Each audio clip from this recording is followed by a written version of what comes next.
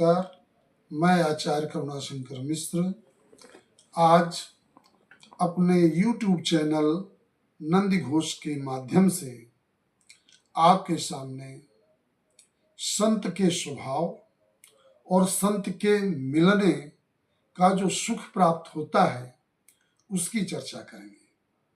और यह उदाहरण संत शिरोमणि श्री हनुमान जी और संत शिरोमणि विभीषण जी के माध्यम से आपके सामने प्रस्तुत कर रहे हैं। संत शिरोमणि हनुमान जी का नाम रामचरितमानस में या अन्य ग्रंथों में बड़े ही सम्मान के साथ अतुलित बलधामम और ज्ञानी नामक ग्रहणम बुद्धिमताम वरिष्ठम पवन तनय मारुत सुत इत्यादि नामों से संबोधित किया जाता है।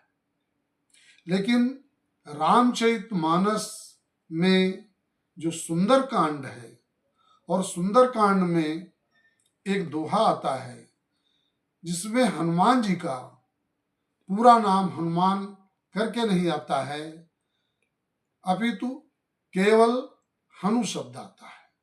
मैंने विचार किया कि ये संत शिरोमणि हनुमान जी का पूरा नाम क्यों नहीं गोस्वामी तुलसीदास जी ने लिखा है, और दोहा आप सभी को पूर्ण रूप से कंठस्थ है, सुना भी है कि उभय भांति ते ही आनहु हंसी कह कृपा निकेत जय कृपालु कही कपि चले अंगद हनु समेत। इसमें हनु शब्द आया है और इस दोहे के संदर्भ में मैं एक शब्द की और व्याख्या करना चाहता हूं, उभय भांति तेहि आनहु। और यह प्रसंग उस समय का है जब भगवान राम सभी वानरों की सेना के साथ समुद्र के इस पार समुद्र के तट पर विराजमान है। और जब विराजमान है तब लंकाधिपति रावण का भाई विभीषण भगवान राम की शरण में आता है। और जब वो शरण में आते हैं तो हनुमान जी समझ गए कि ये संत हैं, लेकिन सुग्रीव जी नहीं समझ पाए। सुग्रीव जी ने तो यही भगवान राम से कहा, आवा मिलन दसानन भाई। प्रभु हंस करके पूछा कि कहा प्रभु सखा बूझिए कहा, वो क्यों आ रहा है। सुग्रीव जी ने अपने ज्ञान के अनुसार कहा कि जान न जाए निशाचर माया और काम रूप के ही कारण आया। और एक बहुत ही अपने मन की बात बता दिया कि भेद लेन आवा, ये हमारा भेद लेने के लिए आ रहा है। इस बात को सुनकर के प्रभु श्री राम ने बहुत अंदर से प्रफुल्लित हुए कि हमारे कपीश सुग्रीव जी कितना सजग हैं और किस तरह से अपनी सेना का ध्यान रख रहे हैं। उन्होंने कहा, भगवान राम ने कहा, उभय भांति तेहि आनहु। उभय दो तरीके से, दो पक्षों से कहा। अगर यह लंकाधिपति रावण का भाई है तो इसका भी मान है, और अगर इसका हमें मान रखना है तो इसी के समकक्ष का व्यक्ति हमें इसके स्वागत करने के लिए भेजना चाहिए। आज भी यह परंपरा चली आ रही है। जब कोई विदेश से कोई भारत में अतिथि आता है, सरकारी मेहमान बनकर के आता है, तो भारत सरकार भी उसी समकक्ष अधिकारी को उसका स्वागत करने के लिए भेजती है।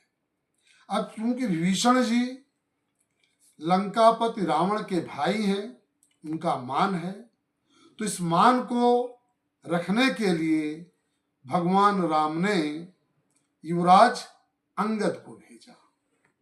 अंगद किष्किंधा के युवराज हैं। तो ये लगभग दोनों पद समान हैं।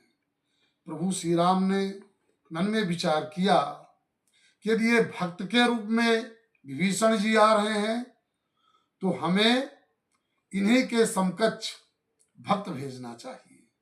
और हनुमान जी से सुंदर, हनुमान जी से श्रेष्ठ भक्त और कौन हो सकता है। तो उन्होंने हनुमान जी को भी भेज दिया। तो उभय भांति तहि आन हो, तो ये दोनों पक्ष यहाँ पर इनकी तुलना हो गई। अगर दशानन के भाई के रूप में विभीषण आ रहे हैं तो अंगद जी स्वागत करेंगे, और यदि भक्त के रूप में आ रहे हैं तो हनुमान जी विभीषण जी का स्वागत करेंगे। तो उभय भांति तहि आनहु, ये उभय जो भाग है, ये जो उभय शब्द है, इसकी पुष्टि अंगद युवराज के द्वारा और भक्त हनुमान जी के द्वारा स्पष्ट हो जाता है। अब जब तुलसीदास जी इस दोहे को लिख रहे थे तो उन्होंने हनुमान लिखने का प्रयास किया। हनुमान जी ने तुलसीदास जी को प्रेरित किया कि हे गोस्वामी जी, मैं संत से मिलने जा रहा हूं, और संत से मिलने जाने पर जो मेरे नाम के में मान है, उस मान को आप हटा दीजिए। गोस्वामी तुलसीदास जी ने हनुमान जी से कहा, प्रभु ये आपने कैसे मान लिया कि विभीषण जी संत हैं। हनुमान जी ने बहुत सुंदर बात बताई। कहा विभीषण जी संत हैं, इनके पास संत के चार चार प्रमाण हैं। गोस्वामी तुलसीदास जी ने कहा कि मैं तो रामचरितमानस लिखने में संलग्न रहता हूं, प्रभु बताइए कि विभीषण जी के पास ये चार प्रमाण पत्र कहां से प्राप्त हो गए। हनुमान जी ने कहा कि इस बात को ध्यान से सुनिए, एक प्रमाण पत्र तो मैंने स्वयं विभीषण जी को दिया है। जब मैं लंका गया था और सीता माता का पता लगा रहा था, तब विभीषण जी के द्वार पर मैं पहुंच गया था। राम राम तेहि सुमिरन कीन्हा, हृदय हरस कवि संजन चीन्हा। ये गोस्वामी जी आपने ही लिखा है, और मैंने राम नाम के इनके स्मरण को सुन करके समझ लिया कि ये सज्जन है। और यहीं तक नहीं, इनसे हठ करी हों पहचानी, साधु ते होई न कारज हानि। ये सज्जन भी है और साधु भी है। तो एक प्रमाण पत्र तो मैं ही दे दिया है। अगला प्रमाण पत्र तो और भी अनोखा है। सामान्यतः सज्जन लोगों को प्रमाण पत्र देते हैं, लेकिन यदि जीवन में दुष्ट लोगों के द्वारा किसी साधु को प्रमाण पत्र मिल जाए तो इससे बड़ा प्रमाण पत्र और कोई नहीं हो सकता है। गोस्वामी तुलसीदास जी ने कहा कि विभीषण जी को किन दुष्टों ने, किन राक्षसों ने जो है सज्जनता का प्रमाण पत्र दिया। हनुमान जी ने कहा कि जब मैं लंका गया था तो रावण ने भरे दरबार में कहा था कि बेग न हरो मूढ़ कर प्राणा। मुझे मारने के लिए उसने आदेश दिया था, तो सुनत निशाचर मारन धाये। सभी निशाचर मुझे मारने के लिए दौड़ पड़े थे, लेकिन विभीषण जी ने कहा नीति विरोधन मारिय दूता। ये विभीषण जी ने कहा, रावण अपनी बुद्धि का प्रयोग करते हुए, विभीषण जी का मान रखते हुए वही काम किया मारने का ही। और उसने क्या कहा, तेल बोरी पट बांध पुनि पावक देहु लगाई। ये भी मारने का ही उपक्रम था, लेकिन और उसका परिणाम क्या हुआ कि पूरी लंका जल गई।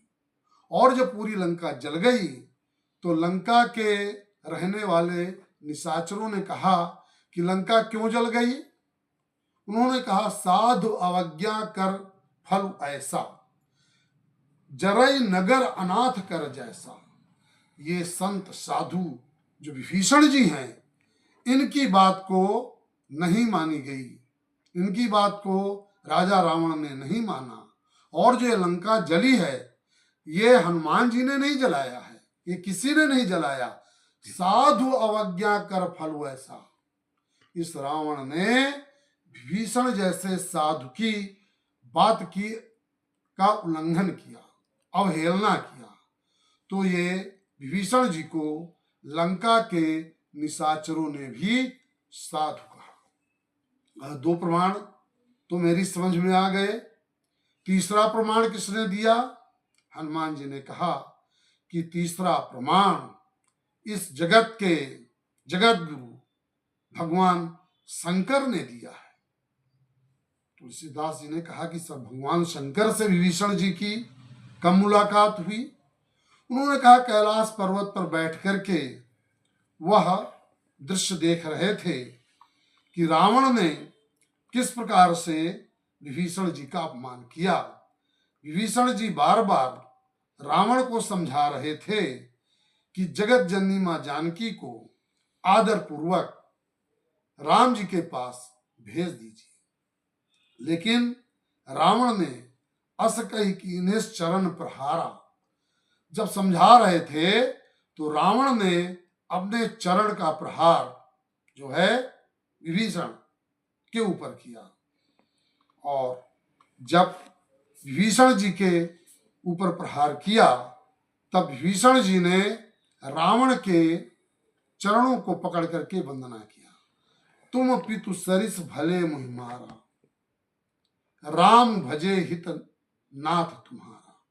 तुम पिता के समान हो और तुमने यदि चरण का प्रहार किया है, लात का प्रहार किया है, तो यह मेरे हित में ही है। और मार खाने के बाद भी वह रावण को नाथ कह रहे हैं। इस दृश्य को देख करके भगवान शंकर के मुंह से ये शब्द निकल ही गए कि उमा संत कै यह बड़ाई, मंद करत जो करई भलाई। रावण ने तो अपमान किया, लेकिन विभीषण जी तब भी उसकी हित की बात करते हैं। तो विभीषण जी संत हैं। हनुमान जी ने फिर प्रश्न किया कि चौथा प्रमाण पत्र कहां से प्राप्त हुआ? गोस्वामी तुलसीदास जी ने कहा कि चौथा प्रमाण पत्र आपके स्वामी प्रभु श्री राम ने विभीषण जी को दिया, और उन्होंने स्वयं कहा कि तुम सारिखे संत प्रिय मोरे। आप जैसे संत मुझे प्रिय हैं। और भगवान श्री राम ने जो विभीषण जी को संत कहा, वह विभीषण की वाणी को सुनकर के उन्हें संत की उपाधि दी। विभीषण जी ने जब भगवान राम के सामने आए तो ये नहीं कहा कि मैं उत्तम कुल पुलस्त्य करना, ये रावण के लिए है, शिव विरंच पूज्यो बहु भांति, मैं रावण का भाई हूं। ये नहीं कहा कि मैं पुलस्त मुनि के वंश का। और हनुमान जी ने भी कहा था, ऋषि पुलस्त जस विमल मयंका, हे रावण तुम ऋषि पुलस्त के वंशज हो।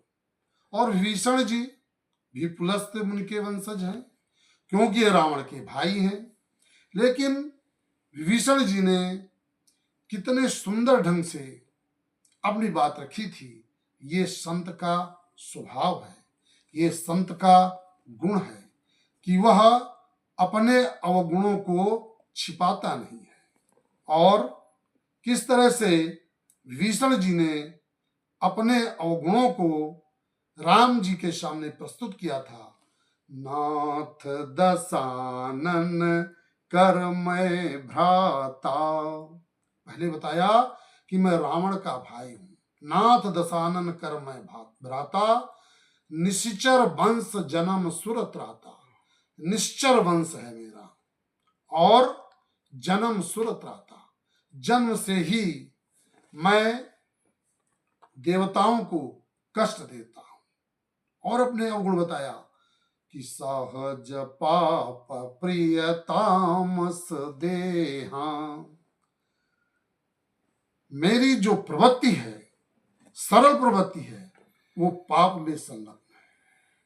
और जो मेरा शरीर है ये तामसी गुणों से बना है। और जो बहुत सुंदर बात विभीषण जी ने अंत में कहा था, वह भगवान राम को अत्यधिक प्रिय कि उर कछु प्रथम वासना रही। मेरे मन में वासना थी, लेकिन वह वासना आपके चरणों को देख करके उपासना में बदल गई।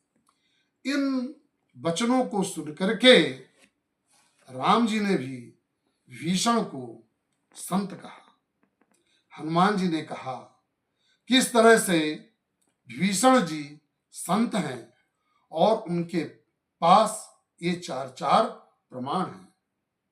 तब तुलसीदास जी ने कहा कि ठीक है, लेकिन हनुमान लिखने में क्या जो है आपको कष्ट है, क्या आपत्ति है? हनुमान जी ने बड़ी सुंदर बात कहा और इस बात को हमें भी अपने जीवन में उतारना चाहिए कि संत मिलन को जाइए, तजी ममता मदमान। ज्यों ज्यों पग आगे धरे, कोटिन यज्ञ समान। हनुमान जी ने कहा कि मेरे नाम में जो मान है, इसको हे गोसाई जी हटा दीजिए। संत से मिलने के लिए तज ममता मद मान को छोड़ देना चाहिए। और इसीलिए मेरे नाम को यहां पर केवल हनु शब्द से ही संबोधित कीजिए। इस बात को सुनकर के हम लोगों को भी जब भी किसी संत से मिलने के लिए जाएं तो ममता, मद और मान का त्याग कर देना चाहिए। अब संत का स्वभाव कैसा होता है, मैं संक्षेप में आपसे कुछ कहना चाहता हूं कि संत का स्वभाव कैसा होता है। गोस्वामी तुलसीदास जी ने कहा कि बूंद घाई साई गिर कैसे, ओ खल के बचन संत सहजैसे। पर्वत संत के समान है और वर्षा की जो बूंदें गिर रही हैं ये खल के वचन हैं। और यह पर्वत बिल्कुल शांत भाव से इस वर्षा की बूंदों के आघात को सहन करता रहता है। अन्य जगह भी कहा गया है कि संत हृदय नवनीत समाना। जो संत का हृदय है यह नवनीत मक्खन के समान है, इसमें किसी प्रकार की मलिनता नहीं है। और अंत में जो सबसे सुंदर दोहा मुझे लगा और मैं उसकी चर्चा आपके सामने कर रहा हूं, संत का स्वभाव इस दोहे के द्वारा पूर्णतया स्पष्ट हो जाता है। और इस तरह का गुण जिस व्यक्ति में पाया जाता है वह वास्तविक रूप से संत है। और वो दोहा क्या है? तुलसी संत सुअंबतरु, फूल फरहि परहेत। इतते पाहन हनत, उतते वे फल देत। तुलसीदास जी ने कहा इस दोहे के माध्यम से कि संत जो है वह एक रसदार फलों से युक्त वृक्ष है। और इतते ये पाहन हनत, जो कठोर वचन का प्रभाव करते हैं, प्रभाव डालते हैं उस संत पर, तो संत उस कठोर वचनों के प्रभाव में ना करके उधर से सुंदर रसीले फल प्रदान करता है। और यहाँ तक कहा जाता है कि संत मिलन सम सुख जग नाही। संत के मिलने के समान इस संसार में कोई सुख नहीं है। मैं इन संतों के चरणों में कोटि कोटि प्रणाम, साष्टांग अभिनंदन प्रणाम करते हुए अपनी वाणी को विराम देता हूँ। नमस्कार।